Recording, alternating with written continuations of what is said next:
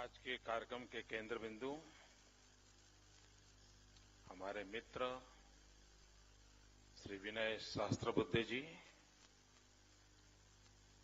Party के राष्ट्रीय नेता श्री नितिन गडकरी जी, श्री गोपीनाथ जी मुंडे,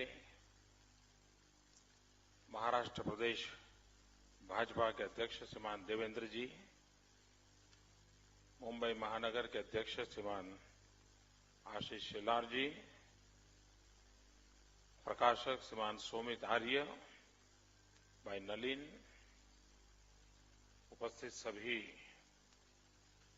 वरिष्ठ महानुभाव, भाइयों और बहनों,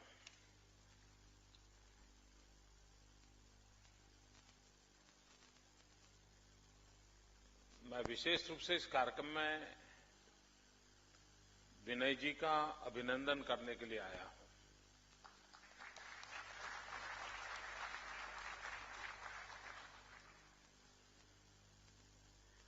बहुत सालों से विनय जी के साथ कार्य करने का मुझे सौभाग्य मिला है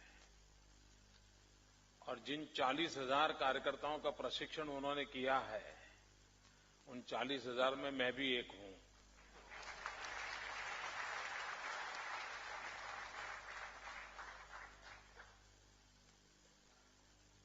तो एक प्रकार के वो हमारे गुरुजन हैं।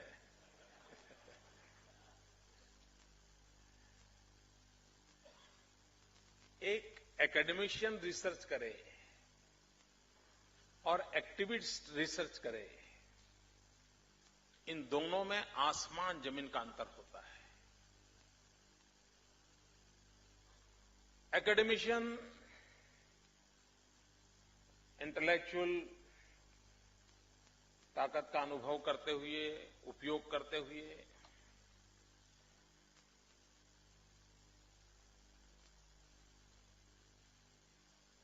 विचार विमर्श करते हुए, अपनी बुद्धि का उपयोग करते हुए उसके निष्कर्ष निकालता है। और एक एक्टिविस्ट अपनी इंटेलेक्चुअल प्रॉपर्टी को उस अनुभव के तराजू में तराशता है और तब जब वो देता है उसकी ताकत भिन्न होती है। और सरल शब्दों में मुझे कहना है तो मैं कहूंगा कि जितना अंतर 5 स्टार होटल में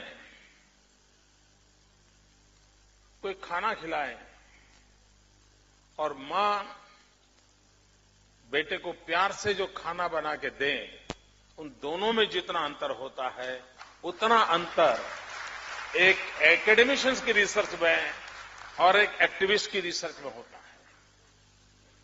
और वो नजराना श्रीमान विनय जी ने दिया है।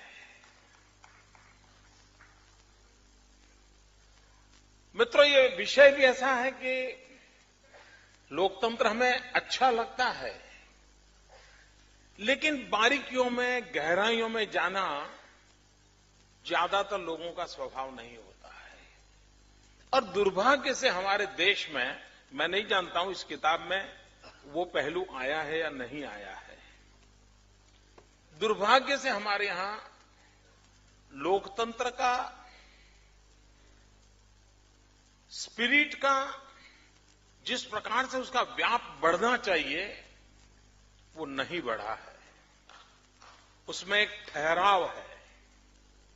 और ठहराव क्यों आया है कि राजनेताओं ने एक ऐसी मानसिकता बना दी है, राजनीतिक दलों ने लोगों का ऐसा प्रबोधन किया है कि लोकतंत्र का मतलब है कि आप वोट के माध्यम से किसी एक दल को 5 साल का कॉन्ट्रैक्ट दे दो कि भाई अब तुम 5 साल में मेरा इतना इतना कर दो, मेरा इतना भला कर दो। और अगर 5 साल में उसने कॉन्ट्रैक्ट को ठीक नहीं चलाया, काम नहीं किया, अच्छा तू जा, दूसरे को लाएंगे। मित्रों, लोकतंत्र ये सिर्फ ठेका देने की व्यवस्था नहीं है। लोकतंत्र हम सबने मिलकर के इस राष्ट्र को, उसके आशा आकांक्षाओं को, जन जन की इच्छाओं आकांक्षाओं को परिपूर्ण करने का एक उत्तम माध्यम है। एक बार मैं चाइना में एक सेमिनार के लिए गया था और चाइना में आप ज्यादा लोकतंत्र करो तो थोड़ा अनकंफर्ट माहौल पैदा होता है। तो वहां मुझे पूछा गया कि मोदी जी बताइए लोकतंत्र की सबसे बड़ी ताकत क्या है लोकतंत्र की, ऐसा मुझे वहां पूछा गया था। अब अचानक इतना बड़ा सवाल आ गया था और वो भी चाइना में आया था, तो मैंने एक छोटा सा हल्का फुल्का जवाब मेरे दिमाग से निकला था। मैंने कहा लोकतंत्र की सबसे बड़ी ताकत है गलती को ठीक करने का उत्तम अवकाश लोकतंत्र में मिलता है। आपने किसी को शासन दे दिया और लगा कि भाई ये गलती हो गई है, तो 5 साल में आपको दोबारा निर्णय करने का अवसर मिल जाए, गलती ठीक करने का मौका मिलता है। ये अपने आप में लोकतंत्र की बहुत बड़ी ताकत है और वही ताकत है जो हमें जहां है वहां से ऊपर जाने का सामर्थ्य देती है। मित्रों, हमारे देश में कई प्रकार की एनिवर्सरीज मनाई जाती है, जयंतियां मनाई जाती हैं और कुछ की तो साहब 3-3, 5-5 दिन चलाई जाती है। नाना कौन थे, दादा कौन थे, पिता कौन थे, पता नहीं क्या क्या बताते हैं।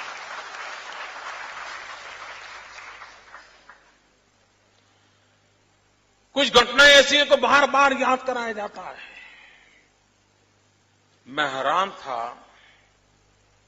कल जब 26 जून गई, जिस 26 जून में हिंदुस्तान के लोकतंत्र का गला घोंट दिया गया था,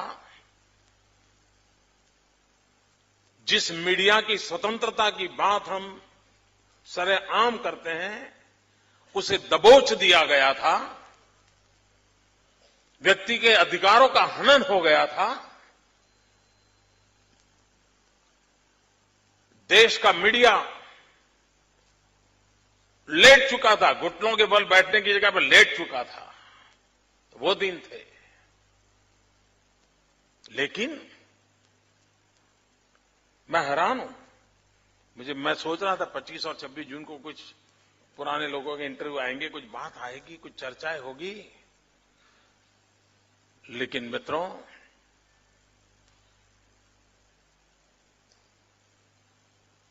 इस देश में किसी एक दिन को सर्वाधिक याद करने की आवश्यकता है, तो जितना महत्व 26 जनवरी का है, उतना ही महत्व 26 जून का है, जब लोकतंत्र को, हमें मिले हुए अधिकारों को छीन लेने का प्रयास हुआ था। इस देश की आत्मा को रौंद डाला गया था। और मित्रों, हमारे यहां कहा है, राष्ट्रयाम जागृहम वयम। ऐसे विषय होते हैं जिनमें निरंतर जागरण आवश्यक होता है। यह किताब उस कार्य की पूर्ति के लिए एक अच्छा माध्यम बनी है। अंग्रेजी में कहते हैं eternal vigilance is the price of liberty. और उस अर्थ में, और यही तो घटनाएं हैं जो हमें लोकतंत्र की और श्रद्धा बढ़ाती हैं कि जब लोकतंत्र नहीं होता है, लोकतंत्र छीन लिया जाता है, तब हालत क्या होती है, इसका परिचय उन घटनाओं को बार बार स्मरण करने से होता है। मित्रों, कोई करे न करे, जो लोकतंत्र की साधना करने वाले लोग हैं, जो लोकतंत्र में आस्था रखने वाले लोग हैं, जो लोकतंत्र के लिए समर्पित लोग हैं, उन सबका दायित्व बनता है कि इस कार्य को हमने हर पल जीवित रखना चाहिए, चेतनवंत रखना चाहिए, निरंतर प्रयास करते रहना चाहिए। और उसमें इस प्रकार के विनय जी के प्रयास एक अच्छा अवसर देते हैं और इसलिए भी मैं विनय जी को अभिनंदन करता हूं, उनकी बधाई करता हूं। मैं तो महाराष्ट्र की धरती पर जब आया हूं तब लोकमान्य तिलक का वो मंत्र जिसने देश को एक शक्ति दी थी, उसका स्मरण आना स्वाभाविक है। लोकमान्य तिलक ने कहा था, स्वराज मेरा जन्मसिद्ध अधिकार है। मित्रों, स्वराज पाने के लिए कितने लोगों ने बलिदान दिया, स्वराज के लिए क्या कुछ नहीं झेला, और स्वराज आने से क्या हो जाएगा सवाल या निशान भी कोई कम नहीं लगाए गए थे। उसके बावजूद भी स्वराज के लिए लोगों ने आहुति दी और लोकमान्य तिलक का वो मंत्र आज भी गूंजता है, स्वराज मेरा जन्मसिद्ध अधिकार है। मित्रों, देश को आजादी को इतना समय हो गया, स्वराज के लिए जिन्होंने बलिदान दिया, हमें स्वराज तो मिला, लेकिन स्वराज मिला क्या, सुशासन मिला क्या? स्वराज के साथ सुशासन की भी यात्रा चली होती, स्वराज के साथ स्वराज की यात्रा चली होती तो मित्रों हमारे बाद आजाद हुए देश हमसे आगे तरक्की करके न चले जाते। 100 करोड़ का देश, 120 करोड़ का देश आज दुनिया में सर्वाधिक ऊंचाई पर बैठा होता, लेकिन हमने वो मौका खो दिया। और तब जाकर के लोकमान्य तिलक से प्रेरणा लेकर के हमने भी संकल्प करना चाहिए। अगर उन्होंने कहा था स्वराज मेरा जन्मसिद्ध अधिकार है, तो हिंदुस्तान के 125 करोड़ नागरिक ललकार करें, स्वराज्य हमारा जन्मसिद्ध अधिकार है।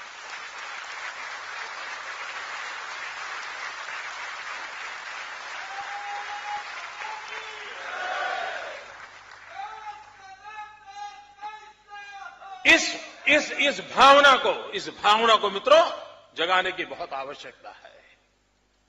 कुछ लोगों को लगता है, कभी कभी कुछ नहीं होता, अरे क्या करो यार, हमारे यहां तो डेमोक्रेटिक सिस्टम ही ऐसा है। ऐसा नहीं है मित्रों, हमने लोकतंत्र को दोष देने का कोई कारण नहीं है। यही कानून, यही व्यवस्थाएं, यही नियम, यही मुलाजिम, यही फाइलें, यही दफ्तर, उसके बावजूद भी देश को आगे बढ़ाया जा सकता है, ये मेरा विश्वास है दोस्तों।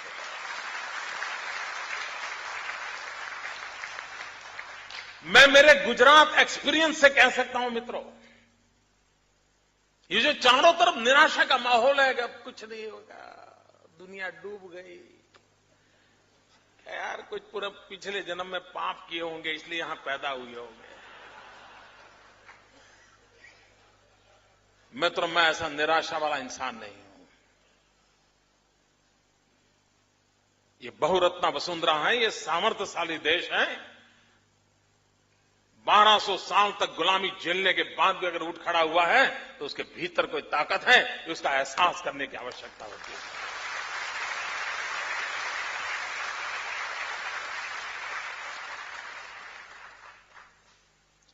और मित्रों, हमारे यहां जब गुड गवर्नेंस की बात होती है, सुराज्य की बात होती है, तो पहले यह समझना होगा कि आखिरकार हम सरकार को समझते क्या है और सरकार वाले अपने आप को क्या समझते हैं। सारी गड़बड़ वहीं होती है जी। मित्रों, लोकतंत्र में जो शासन व्यवस्था है, वे शासक नहीं है, ये पहली शर्त है उसकी। वे रूलर्स नहीं है, ये पहली शर्त है उसकी।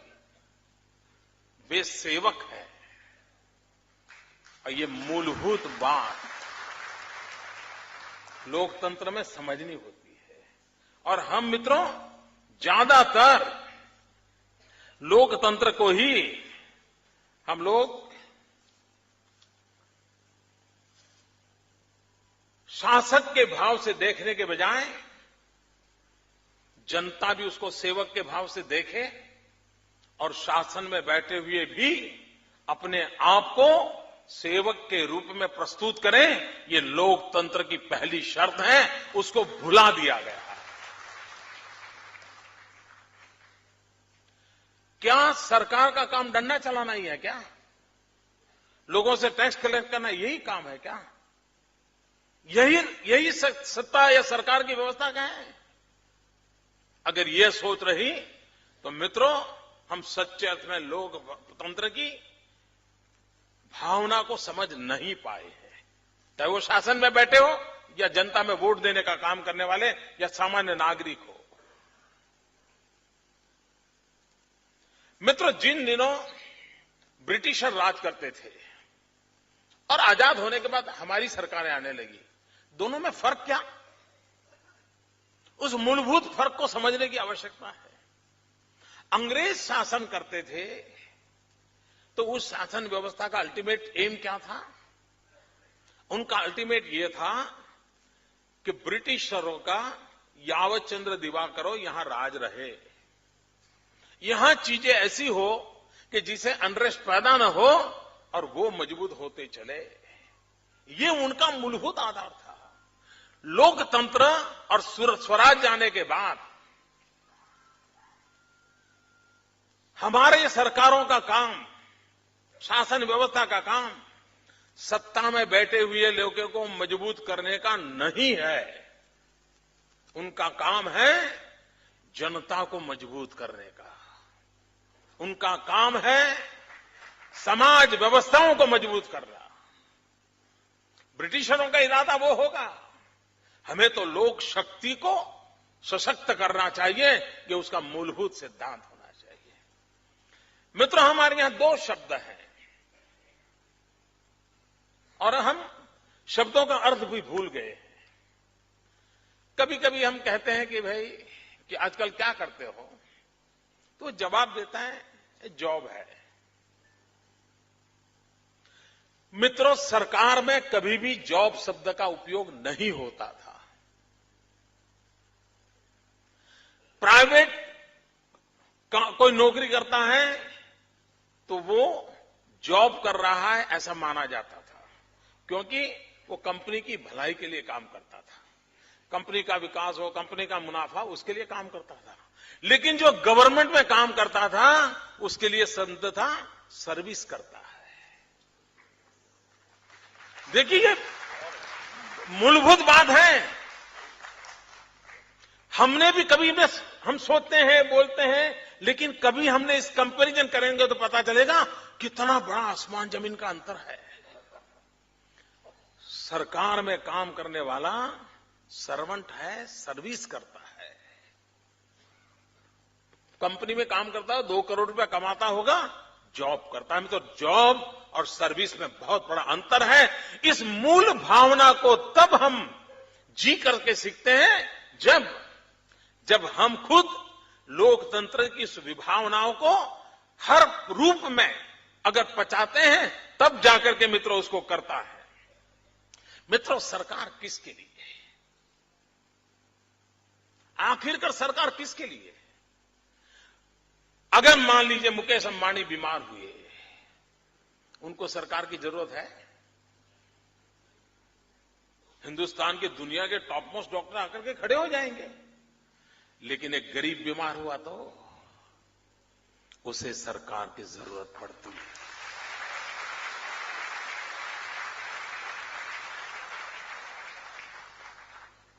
सरकार गरीबों की बेली होती है, गरीबों की आशा होती है, आकांक्षा होती है। यह उसका मूलभूत एलिमेंट सरकार का होना बहुत जरूरी होता है। मित्रों, महात्मा गांधी, उनकी एक बात बहुत समझने जैसी है। गांधी ने एक बहुत बढ़िया बात कही, कोई निर्णय अगर आप करते हो, सरकार में बैठे हो, अगर आप कोई निर्णय करते हो लेकिन आप दुविधा में हो, करूं या न करूं, मेरा निर्णय सही है या गलत है, तो महात्मा गांधी ने बहुत अच्छा रास्ता दिखाया था। उन्होंने कहा था,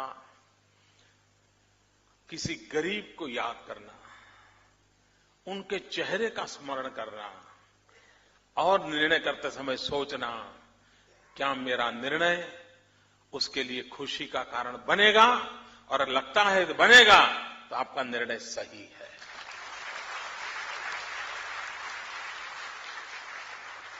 मित्रों, ये सरकार शासन नाम की जो व्यवस्था है, उसके ये मूलभूत आवश्यकता रहती है और इसलिए मित्रों उसको करना चाहिए। हमारे देश की हालत क्या है आज?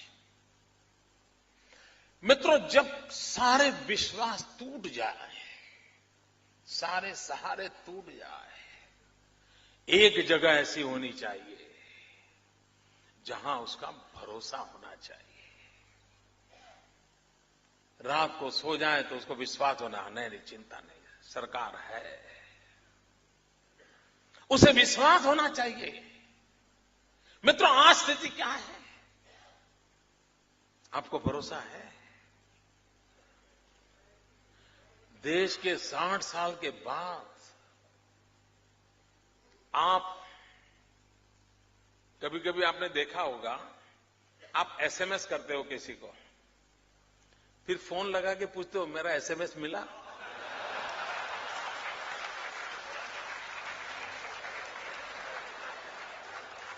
क्यों? क्यों?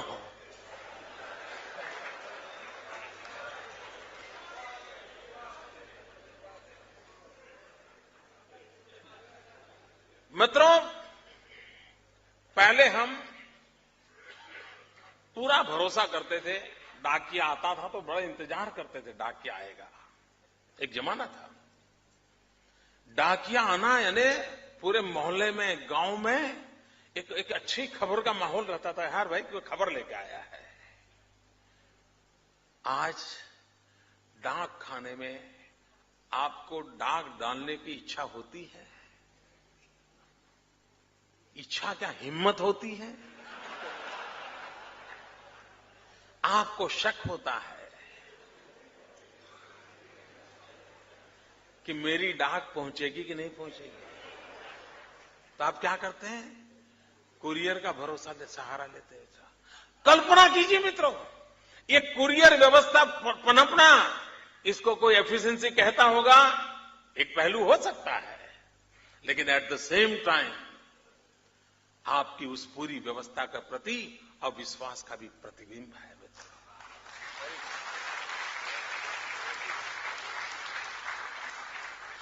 आपका भरोसा टूट चुका है।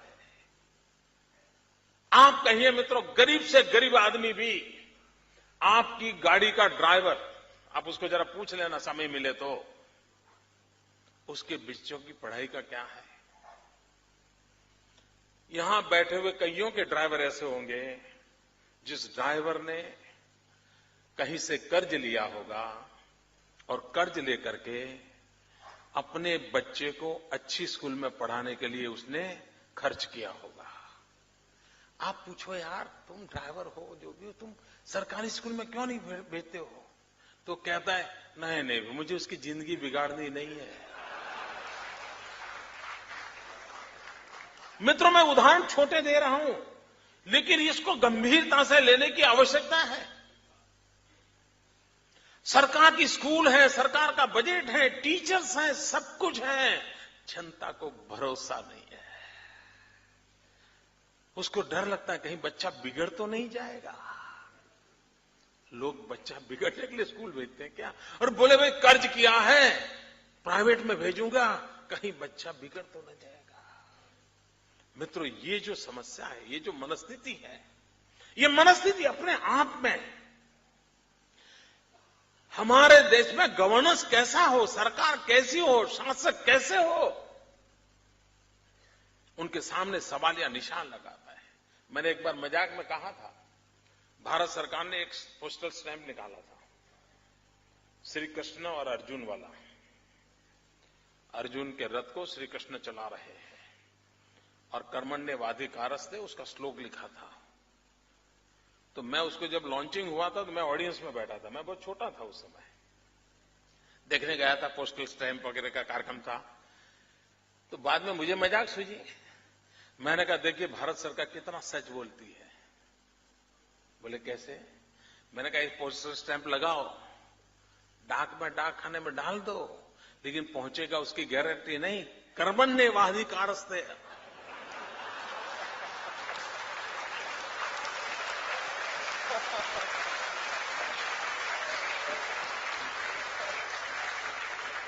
मां फलेषु कदाचित्।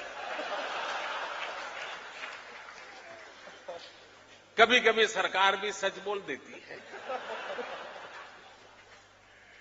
मित्रों, आज हालत कैसी है?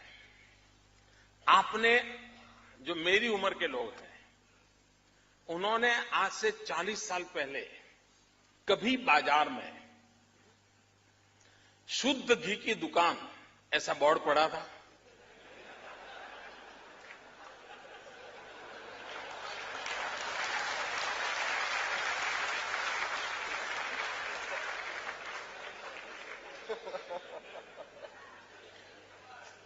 आज मित्रों हालत कैसी है बताइए? उसको लिखना पड़ता है, शुद्ध घी की दुकान।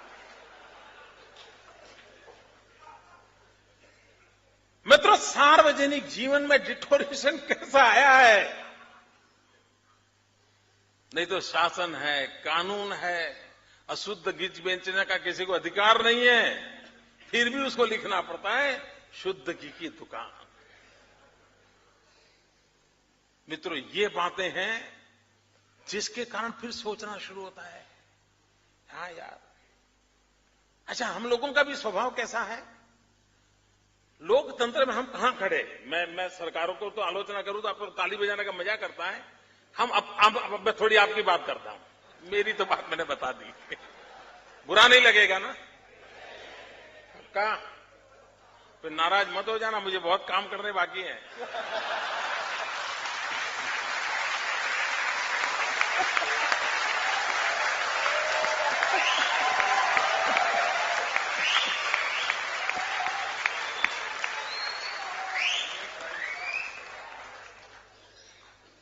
आपका 25 साल पुराना स्कूटर होगा, हॉर्न के सिवाय सब बजता होगा, टायर पे कोई डिजाइन नहीं होगी, नामो निशान नहीं होगा, लेकिन टायर चलता होगा। ऐसा भी घर, जो घर से निकलते होंगे आप, कितना बारीकी से सफाई करते हो आप, बराबर घिस घिस करके सफाई करते हो ना। 25 साल पुराना स्कूटर है, हर प्रकार से आवाज आती है। लेकिन जब बस में बैठते हो सरकार की, नई बस रखी हो, नई, ब्रांड न्यू, वो 25 साल पुराना टूटा फूटा स्कूटर आपको अपना लगता है, ये बस आपको अपनी नहीं लगती है, सरकारी लगती है। मित्रों, ये भेद खत्म करना चाहिए। वो बस भी आपकी है, सरकार आप है।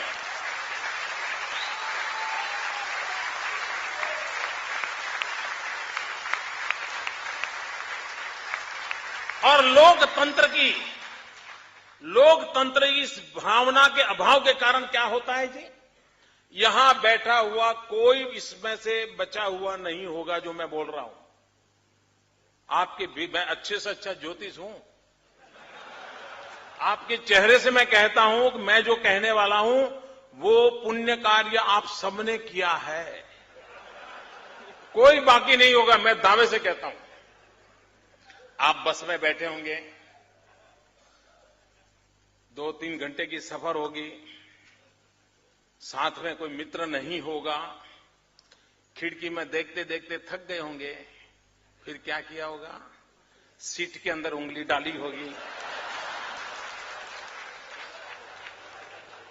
और उस फॉर्म को यूं यूं करते करते करते करते 2 इंच का उसमें गड्ढा कर दिया होगा। मेरा ज्योतिष सही है ना? क्यों? क्योंकि आपका स्कूटर आपका है, बस सरकार की है। ये जो अंतर है, इस अंतर ने को मिटाने बिना मित्रों, सुराज्य नहीं आ सकता है। ये हम सबका है, हमारा अपना है मित्रों। और जिस तरह बिलोंगिंग नेशन का भाव बन जाएगा, तब हमारा लोकतंत्र इतना पुख्ता हो जाएगा, हमारा गवर्नेंस अपने आप चलने लग जाएगा मित्रों। और ये बदलाव, ये परिवर्तन लाने की आवश्यकता है मित्रों। और मुझे विश्वास है कि हमने ये करना होगा। आप मित्रों, और जब सरकार पे भरोसा नहीं होता है तो हालत क्या होती है मित्रों। और कौन सरकार, ऐसी सरकार पे भरोसा करेगा। आपको याद होगा, बाबा रामदेव को 4 मिनिस्टर एयरपोर्ट पे लेने गए थे, है? कितना भरोसा हुआ होगा उनको।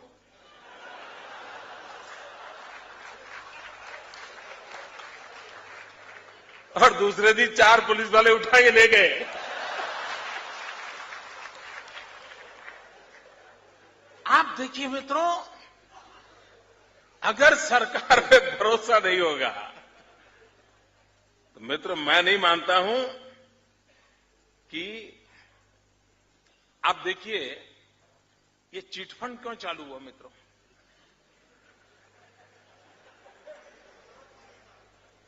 उसका बैंक पर से भरोसा उठ गया। उसको लगा कि बैंक से मुझे जितना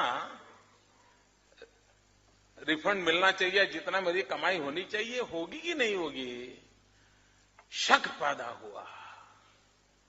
और उसका परिणाम क्या आया, यार ऐसा करो, चिट फंड में डालो, पहचान वाला है, वो लाया, वो अपना पड़ोसी का बेटा एजेंट है, चलिए कुछ कमाई ज्यादा हो जाएगी। और आदमी वहां फंस जाता है। मित्रों, इस प्रकार की व्यवस्थाएं जो बनती हैं, उन व्यवस्थाओं के कारण अब देखिए, आपको ऑपरेशन करवाना है, ऑपरेशन थिएटर में ले गए हैं, सीरियस नेचर का ऑपरेशन है, तो आप पहले अब आजकल क्या पूछते हैं कि भाई जनरेटर तो है ना, वरना ऑपरेशन आधा खोल करके लाइट डूल। मित्रों, अगर शासन पे इस प्रकार की दशा हो जाएगी तो मैं नहीं मानता हूं मित्रों, देश सुराज्य का जो सपना देख रहा था वो सुराज्य का सपना देख सकता है। मित्रों, शासन की भी मानसिकता देखिए। आज की शासन व्यवस्था में बैठे लोगों को जनता पे ट्रस्ट है क्या? ये बहुत बड़ा, मैं एक ऐसी बात को छेड़ रहा हूं जिस पर सोचने की आवश्यकता है। अगर शासन में बैठे हुए लोगों को जनता के प्रति ट्रस्ट नहीं है, विश्वास नहीं है, तो मित्रों ये कारोबार कभी नहीं चल सकता है। और आज स्थिति ऐसी है कि शासन में बैठे हुए लोगों को, चाहे वो शासक हो या प्रशासक हो, उनको जनता जनार्दन पे विश्वास की जो एकदम अबाधितता चाहिए, उसका अभाव नजर आता है। आप किसी भी इनकम टैक्स वाले को मिलो, वो सब व्यापारियों को चोर समझता है। क्यों? बात सही है ना? क्यों? मित्रों, ये मूलभूत बातें हैं। क्यों विश्वास क्यों नहीं? अगर कोई कानून की गलती करता है, ठीक है, उसके लिए दंड होना चाहिए, लेकिन सामान्य नागरिक को आप चोर समझ करके उसके साथ व्यवहार करोगे तो मित्रों, ये जो डिस्ट्रस्ट है वो कभी भी किसी को पनपने नहीं देता है। मित्रों, बात मेरी छोटी छोटी मैं बता रहा हूं, लेकिन ओवरऑल लोकतंत्र के लिए शासक, प्रशासक और जनता जनार्दन, इनके बीच में किस प्रकार का रिलेशन होना चाहिए, वो विधा पिछले 60 साल में डेवलप नहीं हुई है मित्रों। उसको ऐसा ही लगता है सब कानून तोड़ने वाले हैं। आपने देखा होगा कहीं पार्किंग में आपने स्कूटर पार्क किया है,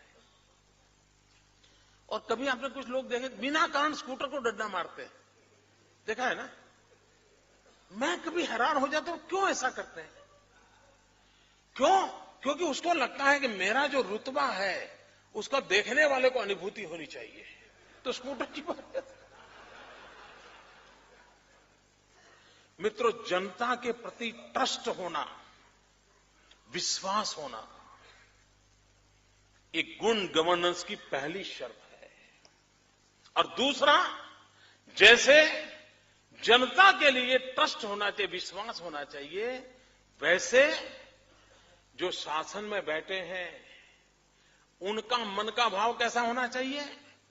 महात्मा गांधी जो एक ट्रस्टीशिप के सिद्धांत की बात करते थे, मैं मानता हूं शासक का भी भूमिका उस ट्रस्टीशिप की विभावना से भरी हुई होनी चाहिए। उसको लगता है भाई मैं ट्रस्टी के नाते बैठा हूं यहां, मुझे इस अमानत को संभालना है, संवारना है और उसको जितनी शक्ति सामर्थ्य देकर के आगे बढ़ा सकता हूं बढ़ाना चाहिए। मैं मालिक नहीं हूं, मुझे इस संपदा को नष्ट करने का अधिकार नहीं है। ये अगर हमारे भीतर भाव नहीं होगा तो मित्रों, ये ट्रस्ट और ट्रस्टीशिप, इसकी जुगलबंदी के बिना लोकतंत्र फलदायी नहीं कर सकते हम। और लोकतंत्र को फलदायी करना है तो मुझको इसकी चिंता करनी पड़ेगी। दूसरी बात है मित्रों, लोकतंत्र की पहली शर्त है कि व्यवस्थाएं व्यक्ति आधारित विकसित नहीं होनी चाहिए। हमारे 60 साल की शासन व्यवस्था का एक परिणाम यह आया है कि हमने चीजों को व्यक्ति आधारित बना दिया। एक परिवार इधर उधर हो जाएगा तो देश डूब जाएगा। क्या 120 करोड़ का देश ऐसा है क्या? आप नहीं रहोगे तो कुछ नहीं होगा, ऐसा होता है क्या? और इसलिए मित्रों, लोकतंत्र की पहली शर्त होती है आपके हर आइडियाज को इंस्टीट्यूशनलाइज करना चाहिए, हर अच्छी प्रैक्टिसेस को इंस्टीट्यूशनलाइज करना चाहिए। आपने इंस्टीट्यूशंस का नेटवर्क खड़ा करना चाहिए। आप हो या न हो, आप रहो या न रहो, सरकार ये रहे या दूसरी रहे, आज ये चुन करके आए कल दूसरे चुनकर आए, लेकिन institutional network, institutional framework, institutional mechanism जितना स्ट्रांग होगा उतना शासन व्यवस्था ठीक चलेगी। मित्रों, व्यक्ति के बिगड़ने की संभावनाएं रहती है, व्यक्ति के फिसलने की संभावनाएं रहती है, तब बचने का आधार होता है ये मैकेनिज्म, ये इंस्टीट्यूशनलाइज व्यवस्था, ये बचाती है। आप मुझे बताइए, आप घर में तिजोरी पर ताला लगाते हैं, क्यों लगाते हैं भाई? आपने जहां पैसे रखे हैं वहां ताला लगाते क्यों? क्या चोर के लिए ताला तोड़ना मुश्किल है क्या? वो तो पूरी तिजोरी उठा के ले जाएगा। फिर भी क्यों लगाते हो? मित्रों, आप इसलिए नहीं लगाते हो कि चोर से बचोगे, आप इसलिए लगाते हो कि आपके बेटे की आदत खराब न हो, घर में बच्चों की आदत खराब न हो, इसलिए आपने मैकेनिज्म खड़ा किया है, इसलिए आपने ये व्यवस्था को विकसित किया है ताकि बच्चों के संस्कार खराब न हो, कहीं उसको दोस्तों के कारण 2 रुपया 5 रुपया उठाने का मन कर न जाए, इसलिए हम करते हैं। चोर से तो कुछ बचना नहीं है भाई, वो तो तिजोरी उठा के ले जाता है।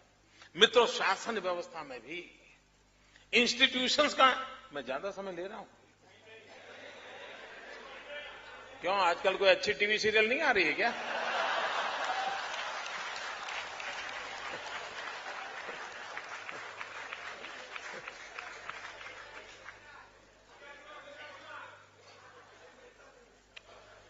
और इसलिए मैं मानता हूं मित्रों कि हमने जितना इंस्टीट्यूशंस को स्ट्रेंथन करेंगे उतना हमारा लोकतंत्र उपकारक होगा, गवर्नेंस में लोकतंत्र की पूरी विभावना का प्रगटीकरण। लेकिन दुर्भाग्य से 60 साल का अनुभव देखे हमने क्या किया है। दिल्ली में बैठे हुए शासक और जहां भी उनको अवसर मिला है, उन्होंने सबसे पहले काम किया है इंस्टीट्यूशंस को तोड़ना, डिवैल्यूएशन करना। अब देखिए, हिंदुस्तान में पंडित नेहरू के जमाने से प्लानिंग कमीशन नाम का एक इंस्टीट्यूशन खड़ा हुआ, उसकी एक सेंटिटी खड़ी हुई। प्लानिंग कमीशन राज्यों के साथ मिल बैठ करके विचार करके अपना राज्य और केंद्र के बीच सेतु बनकर के अपना काम करने की कोशिश करता था। लेकिन जब लोकतंत्र में जिनका भरोसा नहीं होता, उन्होंने क्या किया, उसको बिन उपयोगी ऐसे ही गड्ढे में डाल के रख दिया और बदले में क्या किया, एनएसी का निर्माण किया एडवाइजरी कमेटी के नाम पर। और सारे आर्थिक निर्णय 5 5 स्टार एक्टिविस्ट एनजीओ के द्वारा होने लगे और फिर एक प्रधानमंत्री दूसरे प्रधानमंत्री को ऑफिशियली बताने लगे कि ये करो, और ऑफिशियल प्रधानमंत्री करने लग गए।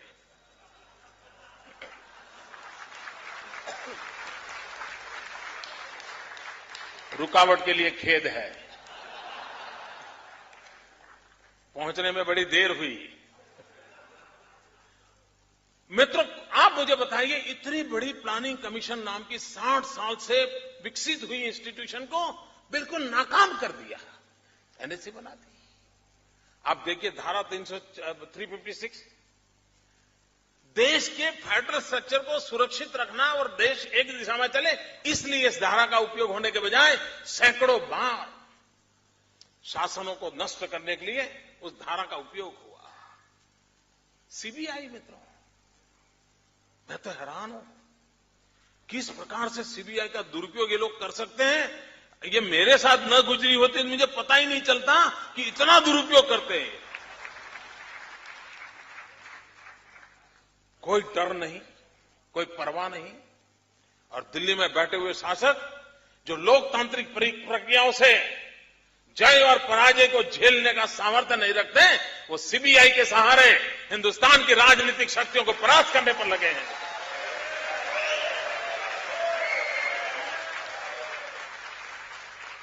हो सकता है सीबीआई के माध्यम से आज 2-4 लोगों को परेशानी होती होगी, लेकिन सीबीआई का दुरुपयोग करने से आप हिंदुस्तान के लोकतांत्रिक फैब्रिक को तहस नहस कर रहे हो। इस बात को कांग्रेस के मित्र समझते नहीं है, उनका अपना निजी स्वार्थ। इन दिनों तो क्या हुआ, आईबी और सीबीआई आमने सामने, साहब बताइए। सीबीआई आईबी का इंट्रोगेशन कर रहा है, आईबी को पूछ रहा है ये तुम्हारा इन्फॉर्मर कौन है बताओ। वो कहता है मैं नहीं बता सकता हूं। वो कह रही बताओ। मित्रों, कि किसी देश में ऐसा होता है क्या? इंस्टीट्यूशंस को तोड़ना, यही उनका मित्रों काम है। ये किस प्रकार से करते, मुझे आज हमने vibrant Gujarat global investor summit किया, लोग इन्वेस्टमेंट के लिए आए, लेकिन चूंकि गुजरात सरकार उनको पसंद नहीं है तो उन्होंने क्या किया, जो लोग हमारे यहां वाइब्रेंट समिट में इन्वेस्ट करने आए उनको भारत सरकार ने इनकम टैक्स की नोटिस भेजी। इनकम टैक्स की नोटिस, कल्पना कर सकते हो। और दूसरी तरफ वो आज चिल्ला रहे हैं एफडीआई कोई इन्वेस्टमेंट नहीं आ रहा है, मैन्युफैक्चरिंग नहीं हो रहा है, स्लो डाउन हो गया है। अगर आप इसी प्रकार के इंस्टीट्यूशन का दुरुपयोग करोगे, इंस्टीट्यूशन को तोड़ते रहोगे, तो मैं नहीं मानता हूं कि कभी भी देश का भला हो सकता है। आपको एक पुरानी घटना याद होगी, 1983 हिंदुस्तान के इलेक्शन, यहां इलेक्शन कमीशन की काफी बातें इसलिए मैं उल्लेख करता हूं। हिंदुस्तान के इलेक्शन कमीशन ने कहा था कि आसाम में चुनाव करने के हालात नहीं है, 1983 में। मित्रों, श्रीमती इंदिरा गांधी ने इलेक्शन कमीशन की उस बात को नहीं माना। उन्होंने चुनावी राजनीति में फायदा उठाने के लिए आसाम में चुनाव थोप दिया और परिणाम हुआ हिंदुस्तान के, आजाद हिंदुस्तान का सबसे बड़ा नेल्ली का हत्याकांड हुआ था, अगर इतिहास किसी को मालूम हो तो। क्यों? आपने इंस्टीट्यूशंस की इज्जत नहीं की, आपने इंस्टीट्यूशन का महत्व ही नहीं समझा। एक इंस्टीट्यूशन आपको कहती है तो आप दूसरे इंस्टीट्यूशन के साथ टकराव करने के लिए लग गए, और उसके कारण मित्रों कितना बड़ा प्रहार हुआ है जिसको आप कर सकते। मित्रों, भारत का संविधान फेडरल स्ट्रक्चर को लेकर के चल रहा है। यहां पर कोई बड़ा भाई कोई छोटा भाई नहीं है, सब मिलकर के, सब राज्य मिलकर के देश को चलाते हैं और देश में एक सुशासन की व्यवस्था खड़ी करने का आकांक्षा के साथ चलते हैं। लेकिन आज जितनी लड़ाई दिल्ली सरकार पाकिस्तान से करती है, उससे ज्यादा लड़ाई वो अपने से नापसंद राज्यों के साथ करती है।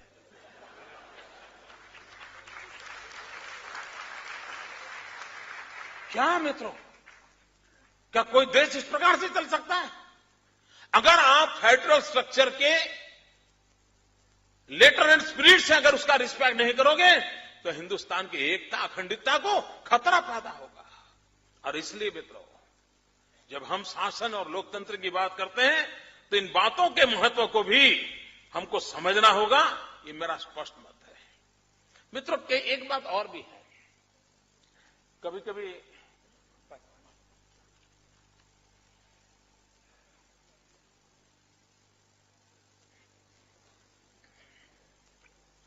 कभी अपने अच्छा काम हुआ है तो हमारे अफसर क्या बोलते थे कि नहीं हमें काम करने के लिए बहुत बड़ी अनुकूलता है, कोई पॉलिटिकल इंटरफेरेंस नहीं है। इसका मतलब सब बर्बाद हम ही कर रहे हैं क्या? और आप किसी भी अफसर को मिल लीजिए, आराम से अफसर लोग ये बताते हैं कि भाई हम काम कर रहे हैं क्योंकि पॉलिटिकल इंटरफेरेंस नहीं है। मित्रों, मैं समझता हूं इस बात को बहुत गहराई से समझने की आवश्यकता है। We are in a democratic setup. हमने पॉलिटिकल सिस्टम, इलेक्टेड बॉडीज को स्वीकार किया हुआ है। उसको अगर हम इंटरफियरेंस मानेंगे तो हम लोकतंत्र की मूल भावना को ही नहीं समझ पाए हैं। और इसलिए मैं हमेशा कहता हूं कि शासन में जो लोग आते हैं उनका काम है नीतियां बनाना, प्रशासन में जो लोग हैं उनका काम है उसका इंप्लीमेंटेशन करना। लेकिन ये जो झगड़ा है पॉलिटिकल इंटरफेरेंस का, मैं समझता हूं उसको सही अर्थ में राजनेताओं ने भी और ब्यूरोक्रेसी ने भी समझने की आवश्यकता है। मैं इस बात का पक्षकार हूं कि पॉलिटिकल इंटरफेरेंस की जरूरत नहीं है, लेकिन पॉलिटिकल इंटरवेंशन की बहुत जरूरत होती है। आज दिल्ली क्यों चल नहीं रहा है? कारण क्या है? बाबू बैठे हैं। अगर पॉलिटिकल लीडरशिप होती जो धरती से निकल के आई होती तो निर्णय करने की हिम्मत करती। मित्रों, पॉलिसी बनाने से नहीं होता।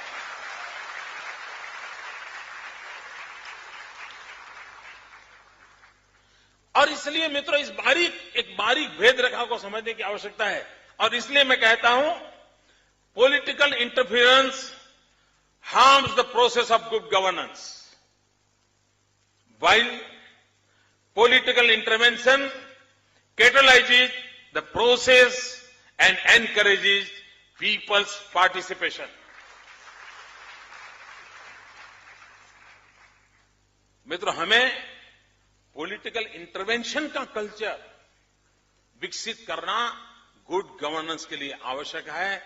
और जितनी मात्रा में पॉलिटिकल इंटरफेरेंस की जगह पर पॉलिटिकल इंटरवेंशन का हमारा जितना बढ़ेगा उतना हमारा सारे समाज का विश्वास भी बनेगा, ट्रस्टीशिप का सिद्धांत का भी पालन होगा, निर्णयों का अमलीकरण होगा, सामान्य के आखिरी से आखिरी व्यक्ति को जो लाभ मिलना चाहिए वो लाभ भी मिलेगा। और इसलिए मित्रों, दूसरी बात है मित्रों, कभी कभी लोग कहते हैं कि ब्यूरोक्रेसी काम नहीं करती है। मैं ये मानता हूं कि छोटे मोटे काम नहीं होते होंगे, मैं इसका इनकार नहीं करता हूं। लेकिन अगर लीडरशिप में विजन हो, लीडरशिप में पॉलिटिकल विल हो, तो एक दिशा निर्धारित करते हो। और कोई ब्यूरोक्रेट, मैं मुझको मेरे अनुभव से कहता हूं, कोई ब्यूरोक्रेट आपके आड़े नहीं आता है। उसकी क्षमता कम अधिक होगी, लेकिन अगर आपके पास विजन है, आपके पास लीडरशिप क्वालिटी है, आपका स्ट्रेटेजी परफेक्ट है, टाइम बाउंड आप कार्यक्रम करते हैं, तो आप निश्चित रूप से परिणाम ला सकते हैं। और इसलिए ये कहना कि ब्यूरोक्रेसी काम नहीं करती, सरकारी मुलाजिम काम नहीं करते, छोटे मोटे काम की शिकायत मैं समझ सकता हूं, लेकिन कुल मिलाकर के गति देनी है तो एट एवरी लेवल पर जैसे जैसे लीडरशिप पनपती जाती है वो गुड गवर्नेंस की बहुत बड़ी एसेट बनती है। तो जितना महत्व इंस्टीट्यूशनलाइजेशन का है उतना ही महत्व लीडरशिप क्वालिटी का भी है। जितना महत्व हम लीडरशिप क्वालिटी की ओर देंगे उतना मैं समझता हूं कि लाभ होगा। कभी कभी क्या होता है, जनता और सरकार के बीच खाई पैदा होती है। उस खाई को जितना ज्यादा मिटाएंगे हमको परिणाम मिलता है और आप देखिए उससे लाभ मिलता है। और इसलिए गुड गवर्नेंस के लिए बहुत बड़ी बात होती है कि वो जनता से हमेशा निकट होना चाहिए। सारी निर्णय प्रक्रिया में जनता जनार्दन का होना बहुत जरूरी होता है। अगर हम जनता जनार्दन को छोड़ करके हम 5 स्टार एक्टिविस्टों के घेरे में रह करके या मीडिया ने कुछ लिख के लिया उसके डर से रह करके अगर हम निर्णयों को करते जाएंगे तो हम कभी परिणाम नहीं ला सकते हैं। लेकिन अगर हम एक सुव्यवस्थित रूप से उसका एक मैकेनिज्म अगर डेवलप करें और उस मैकेनिज्म में कहता हूं कि जनता की भागीदारी अगर बढ़ानी है तो इन्फॉर्म करो, कंसल्ट करो, कंसेंट लो एंड डिसाइड करो। इन अगर 4 स्टेजेस पर हम कोई भी निर्णय प्रक्रिया को इस प्रोसेस से निकालते हैं तो आपको परिणाम मिलता है।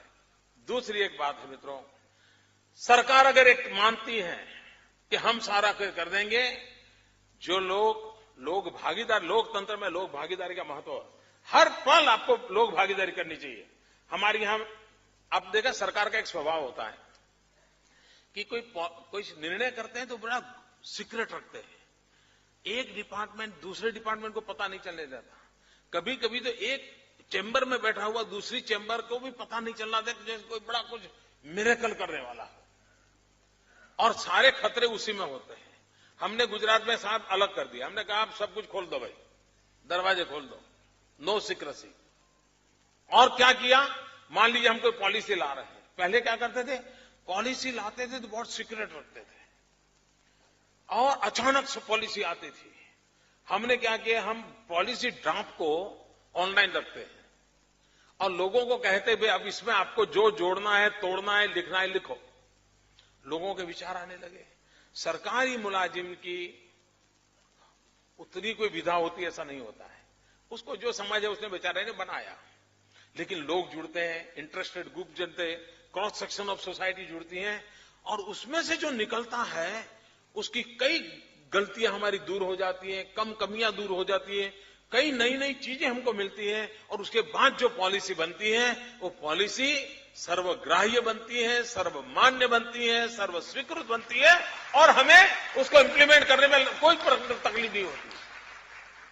और इसलिए मित्रों, जनता जनार्दन के साथ जितना हमारा ओपननेस रहता है उतना जरूरी है। दूसरा मित्रों, जन भागीदारी।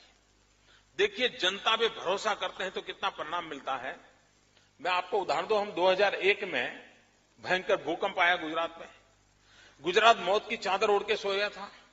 हमें रिकंस्ट्रक्शन करना था और दुनिया के अंदर पहली बार गुजरात ने एक नया मॉडल दिया। उस मॉडल में हमने क्या किया, हमने जनता पे भरोसा किया। गांवों में हमने पहले तय किया स्कूल बनानी है, तो हमने गांव के अंदर स्कूल बनाने की कमेटियां बना दी, गांव के लोगों की बना करके उनको कैसी स्कूल होनी चाहिए उसकी डिजाइन दे दी। उनके जो पुरानी स्कूल थी उसमें क्या रखना क्या नहीं करना उसका निर्णय कर लिया। मटेरियल बैंक बना दिया और उनको उनके गांव के जो लड़के थे जिनको, क्योंकि मैसन्स की बहुत जरूरत थी, उनको लाखों मैसन्स की जरूरत थी, उनकी ट्रेनिंग की।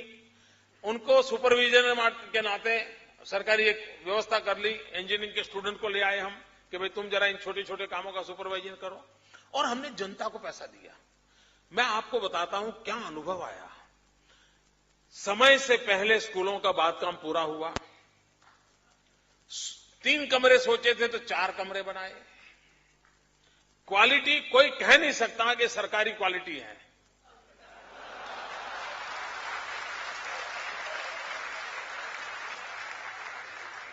वरना तो है सरकारी है। मित्रों, उत्तम प्रकार का उन्होंने कंस्ट्रक्शन किया और इतना ही नहीं, ये करने से जो पैसे बच गए, भूकंप पीड़ित लोग थे उनके भी घर टूट गए थे, उसके बावजूद भी बचे हुए पैसे सरकार में जमा करवाए। मित्रों सलाम करें, मित्रों इन जनता जनार्दन को सलाम करें। अगर हम लोकतंत्र में उन पर भरोसा करते हैं तो कैसा काम करके देते हैं, इसका उदाहरण है। मित्रों, हमारे यहां एनजीओ आए थे सारे काम करने के लिए, कई पते ढेर सारे 5 स्टार एक्टिविस्ट आए, अच्छे एनजीओ आए, डेडिकेटेड एनजीओ, सारी सब प्रकार की दुनिया हमारे यहां थी। एनजीओ को हमारे पास आए, हम मकान बनाना चाहते हैं। ये एनजीओ ने क्या किया, उन्होंने किया कि हम मकान बनाएंगे, सरकार का जो फंड है हमको दे दो। मित्रों, सरकार ने क्या किया, हमने एनजीओ को कहा तुम जनता पे भरोसा करो यार, जनता को दो, तुमको अच्छा काम करके देंगे। उन्होंने जनता पे भरोसा नहीं किया, हमने, सरकार ने जनता पे भरोसा किया और इसका परिणाम भी आया। हजारों लाखों मकान समय से पहले बन गए। मित्रों, काम तेजी से चल गया। अभी हमें यूनाइटेड नेशन का अवार्ड मिला है, किस बात के लिए? मित्रों, हमने जनता पे भरोसा किया। हमारे यहां जो पानी की डिस्ट्रीब्यूशन की जो व्यवस्था है, वो हमने गांव की महिलाओं की पानी समिति बनाई और हमने तय किया कि पानी समिति में पुरुष कोई नहीं होगा, क्योंकि पानी का मूल्य क्या होता है वो महिला सबसे ज्यादा जानती है। चर्चा, क्योंकि उसको बेचारी को 3-3 किलोमीटर से पानी उठा करके लाने के दिन उसने देखे हैं। वो उस पानी के मूल्य को बहुत समझती है। और हमने पूरे गुजरात में पानी समितियां बनाई और वास्मो नाम का हमारा एक काम चालू किया और उसमें पानी वितरित करने का काम बहनें करती हैं, पानी का टैक्स कलेक्शन वो करती हैं, कहां पर टेक्निकल फॉल्ट आया तो उसका रिपेयरिंग करने का काम भी वो करती हैं। मित्रों, इतना परफेक्ट पानी डिस्ट्रीब्यूशन की सिस्टम को वो चलाती है, यूनाइटेड नेशन ने उसको अवार्ड दिया है। सरकार ने उन पर भरोसा किया। मित्रों, लोक भागीदारी लोकतंत्र में जितनी ज्यादा होती है उतना हमको परिणाम मिलता है। मित्रों, लोक भागीदारी की ताकत क्या होती है? मैंने अपने मन से एक काम सर पे लिया हुआ है, कन्या शिक्षा का, और बड़े मन से मैं सरकार तो चलाता हूं, लेकिन ये काम मैं अपने विशेष समय देता हूं। हर वर्ष मैं 13, 14, 15 जून 40-45 डिग्री टेम्परेचर के बीच भी गुजरात के गांवों में जाता हूं, घर घर जाकर के बच्चियों को स्कूल ले जाने का काम करता हूं। मित्रों, आमतौर पर कोई मुख्यमंत्री, कोई मंत्री किसी गांव में जाएगा तो आप देखना, गांव वालों को पता चलेगा कि फलाना मंत्री फलानी तारीख को आने वाला है, फलाना मुख्यमंत्री फलानी तारीख, तो गांव वाले इकट्ठे होते हैं, मेमोरेंडम तैयार करते हैं, क्या क्या मांगेंगे। मित्रों, मुझे 12 साल हो गए। आपको जानकर के आश्चर्य होगा मित्रों, मैं गांव में जाता हूं, कार्यक्रम में जाता हूं, मुझे कोई मेमोरेंडम नहीं देता है, लोग मुझे चेक देते हैं। मित्रों, आप हैरान होंगे, सरकार टैक्स कलेक्शन के लिए जाए, सरकार को लोग टैक्स नहीं देते हैं। मैं एक ऐसा इंसान हूं जिसको लोग चेक देते हैं, मोदी जी आप आए हैं कन्या शिक्षा के लिए, मेरी तरफ से इतना। अभी इस बार मैं जून महीने में ये 13, 14, 15 जून में गांव में घूम रहा था लोगों से, बच्चियों को शिक्षा के लिए, तो एक सज्जन आए, उसने मुझे 51,000 रुपया दिया, 51,000 रुपीज। मैंने उसको पूछा आप क्या करते हो, क्योंकि कोई 51,000 दान देता है तो कुछ अच्छा ही कुछ स्थिति वाला आदमी होगा। मैंने उसको पूछा आप क्या करते हो? मुझे कहता है मैं साहब बस में कंडक्टर हूं। किसी ने कल्पना की है मित्रों, जन भागीदारी की ताकत क्या होती है? एक बस का कंडक्टर ईमानदारी से जब कन्याओं की शिक्षा के लिए पूरा राज्य मेहनत कर रहा है, उसको भी लगता है कि मैं 51,000 रुपया का चेक मुख्यमंत्री आए हैं उनको दूं, और ये मेरे रोज के अनुभव है मित्रों।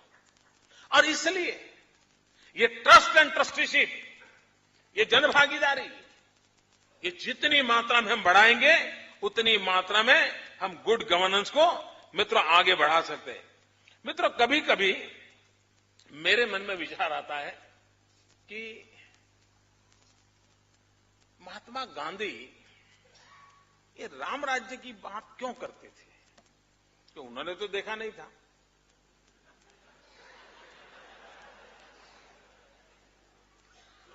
लेकिन हमारे देश में जो सेक्युलरिज्म के ठेकेदार हैं,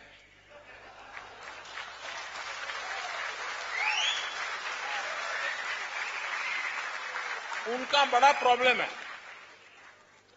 वो वही चीज समझते हैं जो उनको समझनी हो, वही चीज सुनते हैं जो उनको सुननी हो। एक बार ट्रेन में एक महात्मा जा रहे थे, उसी ट्रेन में एक मौलवी थे, उसी ट्रेन में एक पहलवान था, तीनों ऐसे ट्रेन में सफर कर रहे थे। तो बातें चली, तो महात्मा जी ने कहा देखिए ट्रेन चल रही, उसमें जो आवाज आ रही है, ट्रेन की आवाज में भी ईश्वर स्मरण हो रहा है। तो मौलवी ने पूछा कैसे? तो बोले मुझे तो सुनाई दे रहा है, राम नाम सत्य है, राम नाम सत्य है, राम नाम सत्य, मुझे सुनाई दे रहा है ऐसा। तो बोला, मौलवी ने कहा अच्छा। तो मौलवी ने थोड़ा ट्रेन की आवाज में कान लगाए, तो उन्होंने कहा नहीं मुझे दूसरा सुनाई देता है। तो बोले क्या? ये अल्लाह वाह तेरी कुदरत, ये अल्लाह वाह तेरी कुदरत, ये अल्लाह वाह तेरी। तो पहलवान वहां बैठा था, उसने कहा मुझे भी सुनाई देता है। बोले क्या? कर कसरत खा रबड़ी, कस कसरत खा रबड़ी।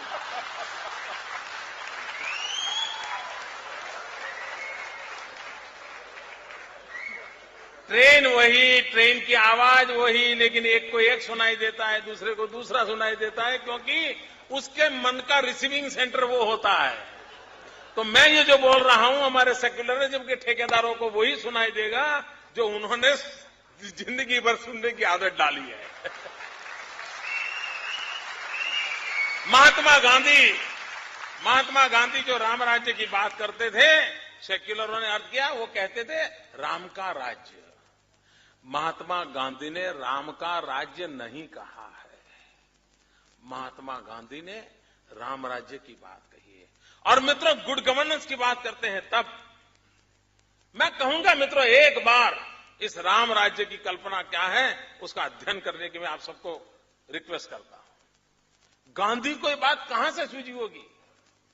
और कुछ लोगों को तो लगता है राम राज्य की बात करना मतलब सेक्युलरिज्म खतरे में, अब सेक्युलरिज्म संकट में आ गया। मित्रों, मैं कल देख रहा था, अभी हमारे प्रधानमंत्री जो बातें बोलते हैं, न्यूट्रिशन की बात बोल रहे हैं, चाइल्ड यानी बाल मृत्यु दर की बात बोलते हैं, IMR, MMR सब बातें बोलते हैं ना, जो आप पॉपुलर टर्मिनोलॉजी सुनते हो।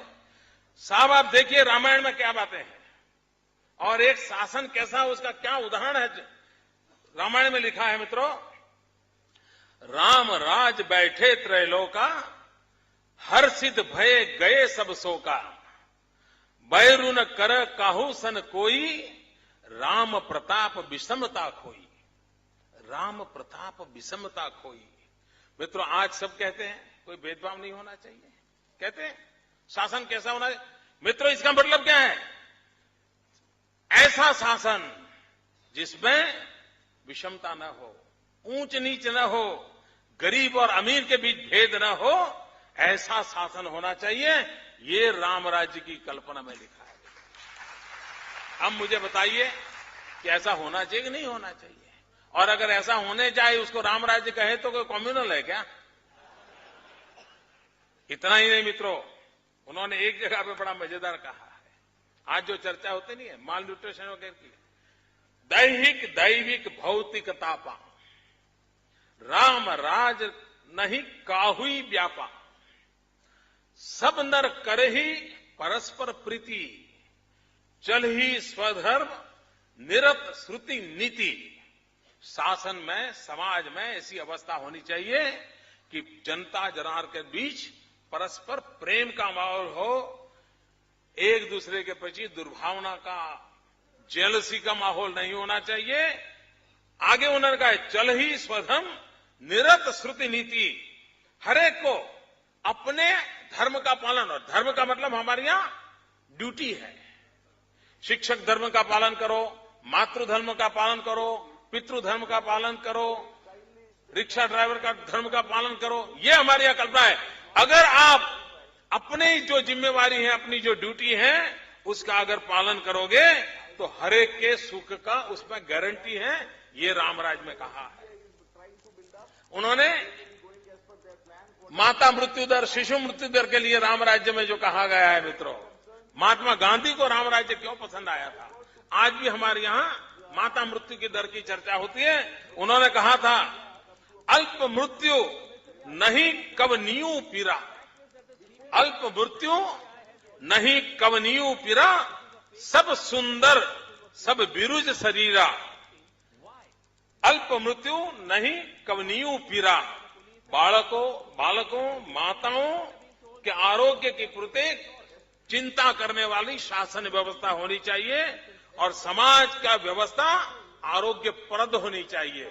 आगे उन्होंने कहा, सब सुंदर, सब बिरुज शरीरा, सभी निरोगी हो और बलशाली हो और शरीर सुंदर सौष्ठव वाला हो, ऐसा समाज की रचना करने का काम शासन का और शासन व्यवस्था का होना चाहिए। ये उन्होंने शिक्षा के संबंध में राम राज्य में क्या कहा था। मैं सारा ह्यूमन डेवलपमेंट इंडेक्स का ही बोल रहा हूं, और चीज को हाथ नहीं लगाया। एचडीआई, जो आज पश्चिम की दुनिया जो एचडीआई की बात करती है, उस एचडीआई की मैं बात आपको समझाना चाहता हूं। राम राज्य में कहा है, सब गुणज्ञ पंडित सब ज्ञानी। सिर्फ हमारे यहां तो अभी क्या कहते हैं भाई, सबको अक्षर ज्ञान दो, पढ़ना लिखना आता है। राम राज्य में क्या कहा था, सब गुणज्ञ पंडित सब ज्ञानी। शिक्षा पर इतना भार था कि हर नागरिक पंडित बनना चाहिए, वहां तक उसकी शिक्षा होनी चाहिए, नर हो या नारी हो। आप कल्पना कर सकते हो, आज जो समाज में so called human development index की चर्चा होती है, उसके जो मूलभूत आधार है, वो राम राज्य में पूरी परिभाषा तुलसीदास ने उस जमाने में की हुई है मित्रों। और तभी मुझे लगता है कि महात्मा गांधी के मन में ये जो कल्पना आई थी मित्रों, ये कल्पना का कारण भी यही था, और इसी के कारण महात्मा गांधी ने कहा था। मित्रों, कुछ बातें हैं जो रिफॉर्म होनी चाहिए गवर्नेंस में, ये मैं आज आग्रह से कहना चाहता हूं। हमारे यहां, मैं अब थोड़ा समय लूंगा, चलो ज्यादा ही बोला हूं आज, लेकिन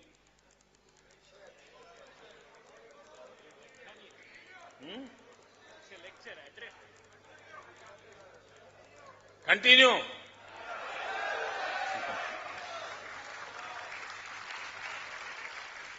मित्रों, आज शासन की व्यवस्था कैसी है। शासन व्यवस्था ऐसी है कि आप कुछ करो और गलती हो जाए तो इसका तो हिसाब मांगा जाता है, लेकिन कुछ न करो तो गलती ध्यान में ही नहीं आती है, तो आपका कोई हिसाब ही नहीं मांगा जाता।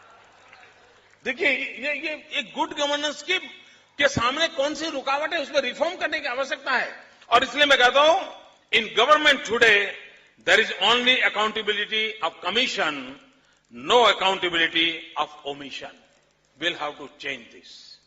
इतना ही नहीं मित्रों, आजकल क्या होता है, सरकार क्या कर रही है, कानून बनाती है, एक्ट। मैंने बीच में एक दिन कहा था, भाई तुम्हारे एक्ट नहीं, हमें एक्शन चाहिए।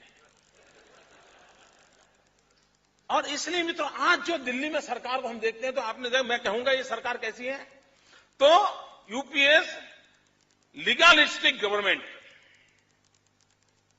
यानी उसको दिमाग में यही रहता है कि कानून हो गए तो दुनिया बदल गई। उन्होंने बना दिया सर्वोच्च शिक्षा का कानून, तो मतलब सब शिक्षित हो गए। ऐसा नहीं होता भाई। और इसके कारण परिणाम ही आया है, आज दिल्ली सरकार के अंदर उनकी इस टेम्परामेंट का परिणाम ही आया है। यूपीएस legalistic government has reduced itself to a lethargic government. बाकी डिलीवरी सिस्टम सब लेथार्जिक हो गए, नो रिस्पॉन्सिबिलिटी एट ऑल। ये एक सबसे बड़ा संकट आया है। उसी प्रकार से मित्रों, आज सरकार ने सही किया गलत किया कैसे देखा जाता है, कि भाई प्रोसीजर पर ध्यान दिया जाता है, कि आपने फलाना टेंडर निकाला था, एडवर्टाइजिंग दिया था, टेंडर आए थे, लोएस्ट निकला था, उसको टेंडर मिला था, ठीक है, कोई गलती नहीं है। मैं समझता हूं मित्रों, we must shift out our focus from procedural audit to performance audit. हम सिर्फ प्रोसीजर को देख रहे हैं मित्रों। भाई तुमने टेंडर निकाला, सब किया, लेकिन ब्रिज जैसा बनाना था वैसा बना कि नहीं बना, ये कहो, पर तुम अपना परफॉर्मेंस ऑडिट होना चाहिए। मतलब प्रोसीजर ऑडिट करके काम पूरा नहीं होगा, उसको और एक्सटेंड करने की आवश्यकता है, और परफॉर्मेंस ऑडिट होगा तो मैं समझता हूं स्थिति बदलेगी। उसी प्रकार से भाई आपकी सरकार काम करे तो कैसे, तो हमने इतना बजट खर्च किया, मैं समझता हूं इस मूलभूत अवधारणा को बदलने की आवश्यकता है। और इस मूलभूत emphasis should be put on outcomes rather than outputs and outlay. आपने क्या खर्च किया उससे बात बनती नहीं है, जो खर्च किया उसे आपने टीचर रखे, मकान बनाया, तनख्वाह दिया, लेकिन बच्चा अगर लिखना पढ़ना नहीं सीखा है तो उस खर्च का क्या मतलब है भाई।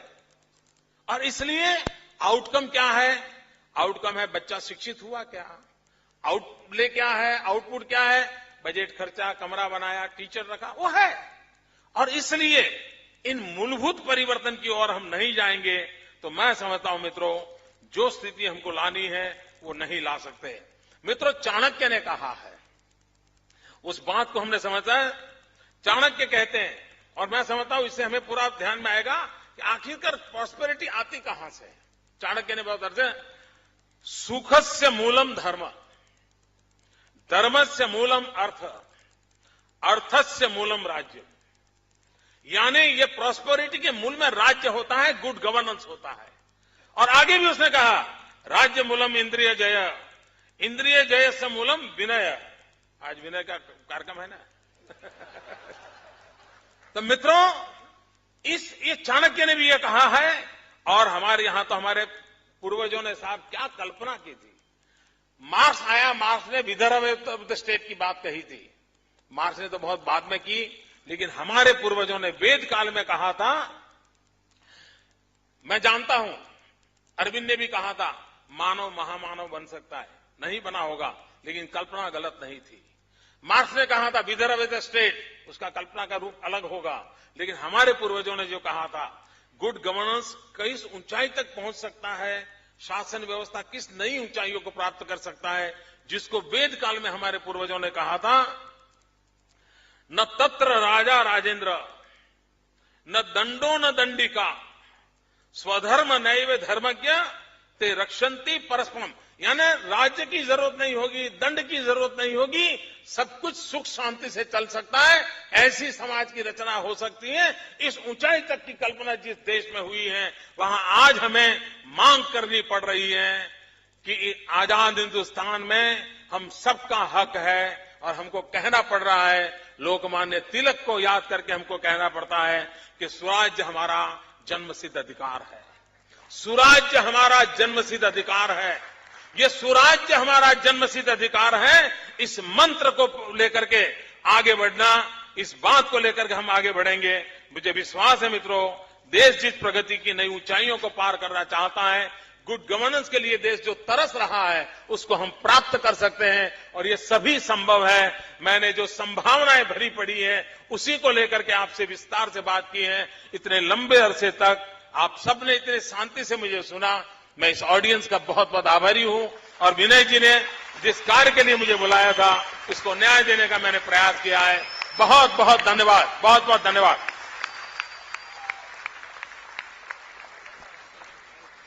धन्यवाद सर। मैं आमंत्रित करता हूं रविंद्र साठे जी, हमारे निदेशक जो हैं रामबाबू मालगी प्रबोधनी के, वो आभार प्रस्ताव प्रस्तुत करेंगे।